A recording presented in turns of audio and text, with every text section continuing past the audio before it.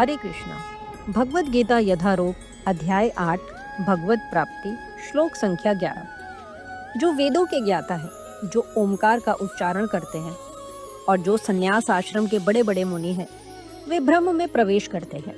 ऐसी सिद्धि की इच्छा करने वाले ब्रह्मचर्य व्रत का अभ्यास करते हैं। अब मैं तुम्हें वह विधि बताऊंगा जिससे कोई भी व्यक्ति मुक्ति लाभ कर सकता है। श्री कृष्ण अर्जुन के लिए षटचक्र योग की विधि का अनुमोदन कर चुके हैं, जिसमें प्राण को बाहों के मध्य स्थिर करना होता है। यह मानकर कि हो सकता है अर्जुन को षटचक्र योग अभ्यास न आता हो, कृष्ण अगले श्लोकों में इसकी विधि बताते हैं।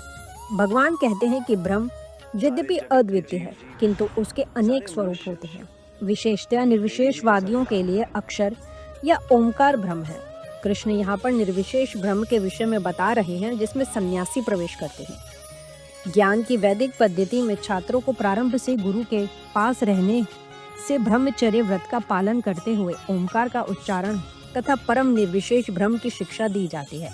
इस प्रकार वे ब्रह्म के दो स्वरूपों से परिचित होते हैं।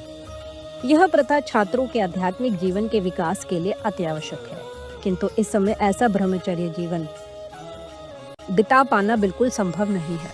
विश्व का सामाजिक ढांचा इतना बदल चुका है कि छात्र जीवन के प्रारंभ से ब्रह्मचर्य जीवन बिताना संभव नहीं है। यद्यपि विश्व में ज्ञान की विभिन्न शाखाओं के लिए अनेक संस्थाएं हैं, किंतु ऐसी मान्यता प्राप्त एक भी संस्था नहीं है जहां ब्रह्मचर्य के सिद्धांतों में शिक्षा प्रदान की जा सके। ब्रह्मचर्य के बिना आध्यात्मिक जीवन में उन्नति कर पाना अत्यंत कठिन है।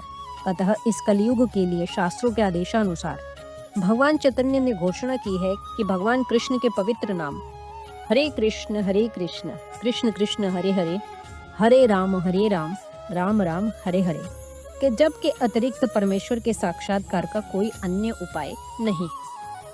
श्लोक संख्या 12। समस्त इंद्रिय क्रियाओं से विरक्ति को योग की स्थिति कहा जाता है।